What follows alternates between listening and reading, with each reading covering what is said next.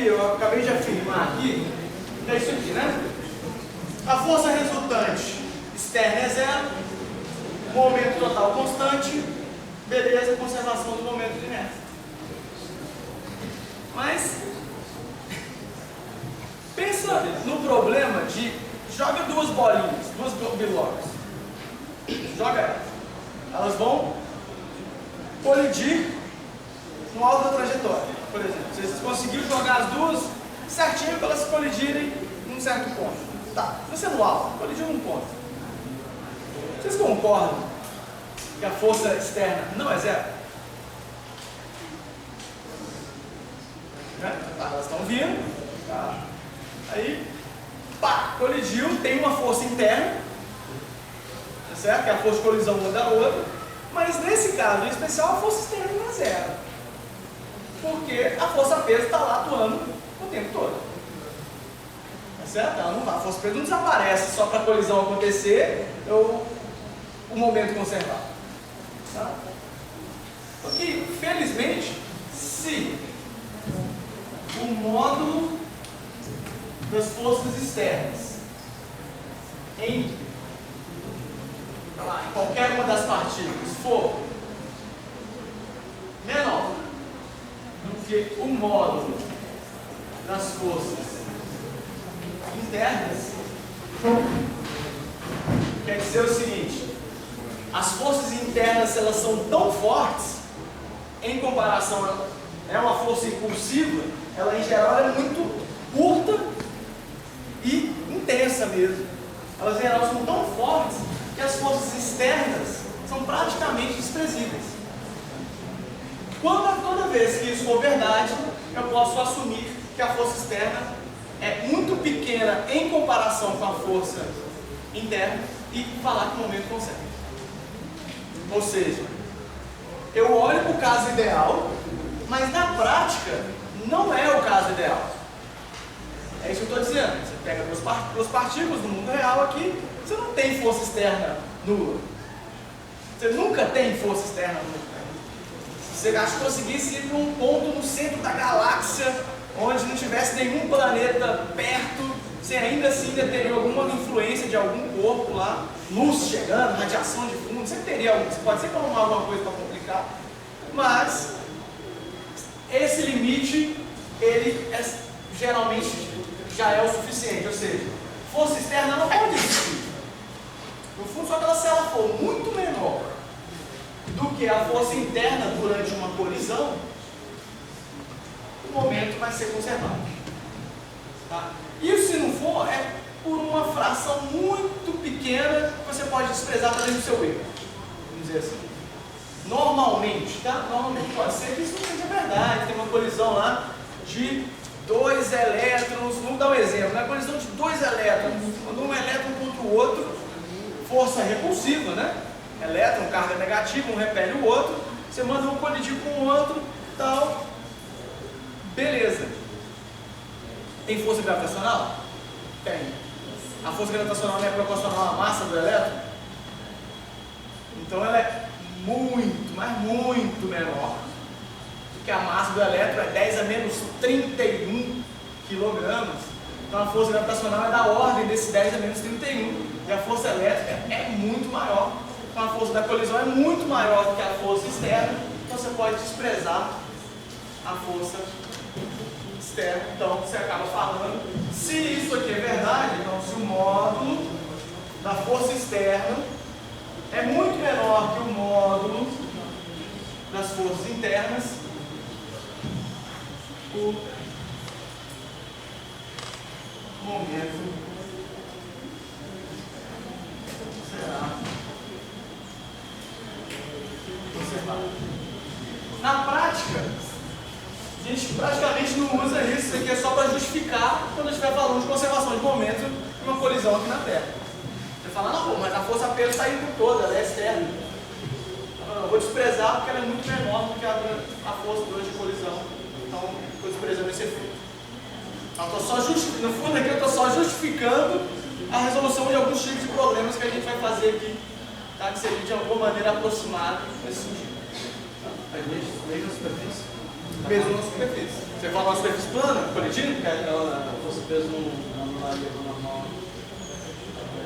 Aí você não tem força externa. Não. Aí só tem interna. Na verdade tem a externa, só que ela está compensada pela normal. Então a força resultante externa é zero. Mas no caso de uma colisão no ar, isso não é verdade.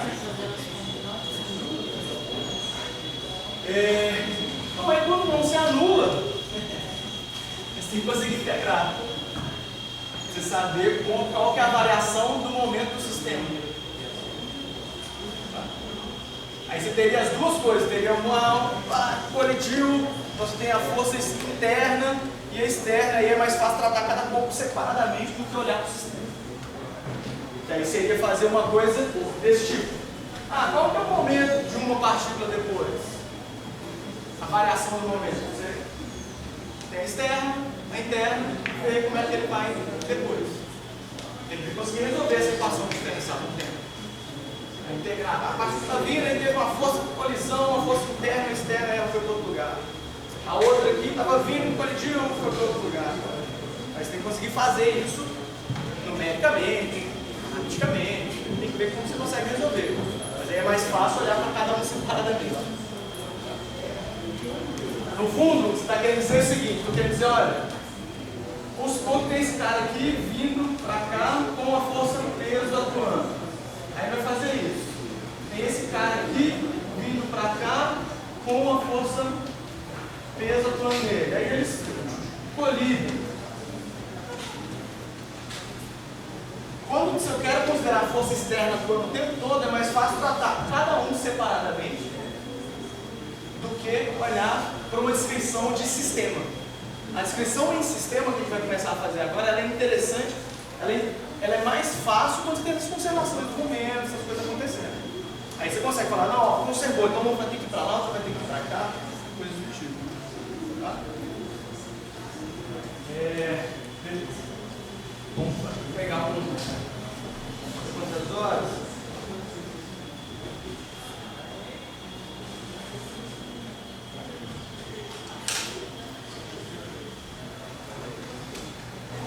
Aí a gente começa a falar o seguinte, só para definir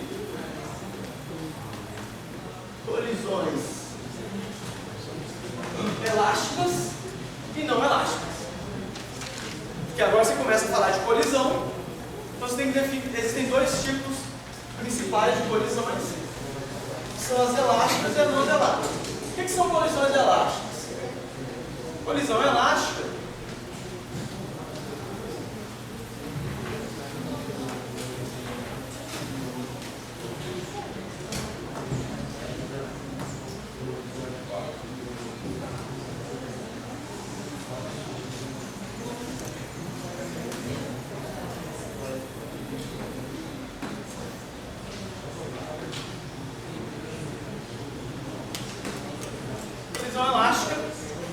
a energia mecânica é conservada antes e depois da colisão. E colisão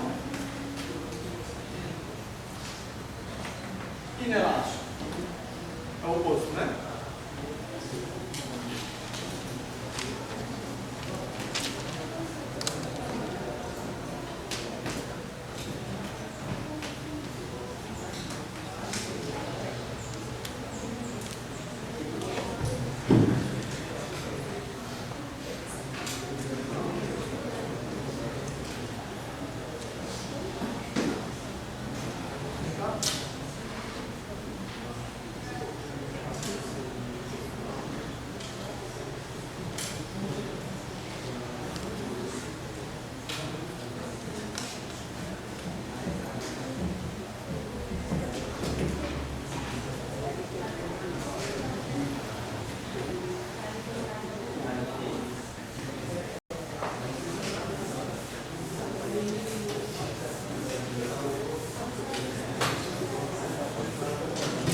Você pode me fazer a seguinte pergunta, a seguinte coisa, olha,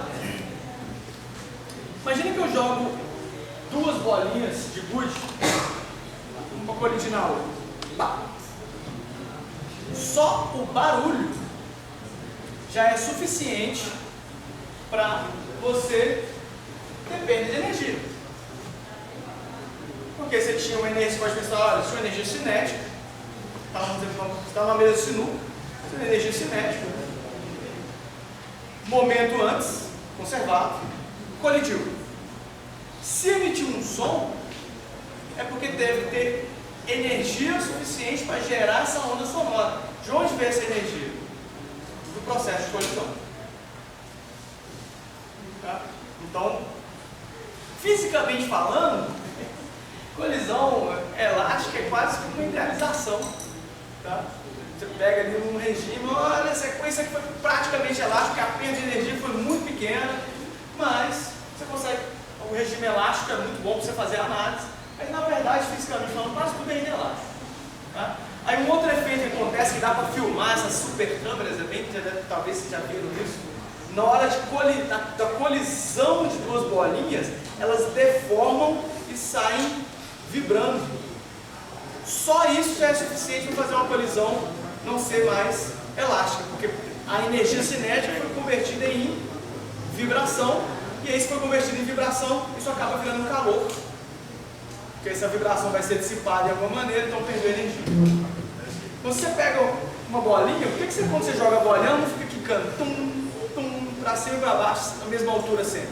Toda vez que tem uma colisão lá embaixo, você pode falar que é força interna, né?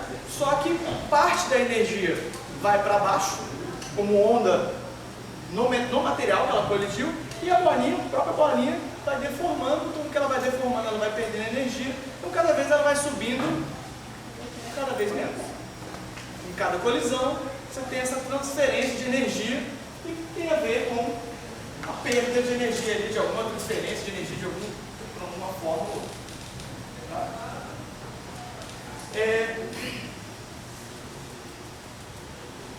Então, para a gente falar dessas colisões elásticas e inelásticas, eu vou começar ao contrário. Em vez de eu falar a elástica, vou começar fazer um exemplo de uma colisão inelástica.